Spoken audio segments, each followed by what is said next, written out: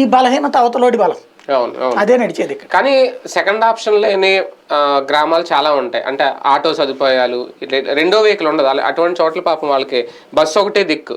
ఆ bus miss అయితే ఇంకే ప్రయాణం కూడా చాలా ఇబ్బంది. నిన్న ఒక తెలంగాణలో ఒక అమ్మాయి అదే పాపం బాధ, లాస్ట్ బస్ మిస్ అయింది, నుంచోడానికి కూడా ప్లేస్ లేదని తిట్టుకుంటున్నారు. అంటే రేపు పొద్దున మన ఆంధ్రప్రదేశ్లో కూడా అలాంటి రిపీట్ అయితే ముందు జాగ్రత్తగా వెళ్ళాలన్న ఒక ప్రత్యామ్నాయం చెప్తారా? ఏమి చెప్పరు. మేము బస్సులు పెంచుతామని. ఏంటంటే అది చివరి బస్సు అంటే ఆ ఊరికి వచ్చే చివరి బస్సు. అవును, అంతే. కాకపోతే ఆటో లేకపోవడం ఏముండదు, డబ్బులు పెట్టి వెళ్ళాలి అంటే కష్టమైనటువంటి, అందువలన ఇబ్బంది అనమాట.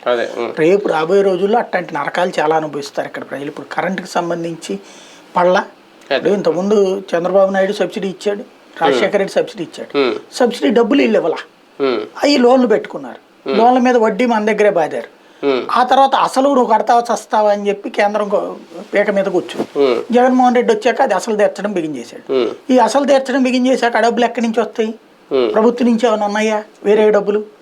ఇప్పుడు ₹1 వస్తుంటే ఫర్ ఎగ్జాంపుల్ ఒక చిల్లర కొట్టు ఉంది అనుకోండి, చిల్లర కొట్టుకి పాల నుంచి కొంత, మజ్జిగ నుంచి ఎంత, పెరుగు నుంచి ఎంత, వాళ్లే పొరపాటున టీ అమ్మితే ఇంత, ఇట్లాగ ఒక 10 రకాల ఆదాయం వస్తుంటే ఓ దానికి ఎవరికైనా సర్వీస్ కానీ ఇంత ఖర్చు పెడితే వేరుగా ఉంటుంది. కానీ ఉట్టి ఖర్చులే పెడతా ఉంటుంటే ఏమవుతుంది అక్కడ? ఇప్పుడు ఇక్కడ ఉట్టి ఖర్చే ఆర్టీసీకి, ఈ ఖర్చు ఇది ఎలక్ట్రిసిటీకి అదే అయింది, ఉట్టి ఖర్చు అయింది. ఏంటది?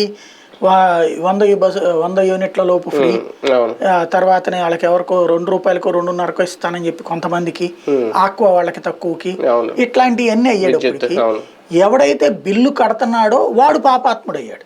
ఇప్పుడు నేనుంది, నాకు ఇదివరకటి రోజుల్లో ₹1000 800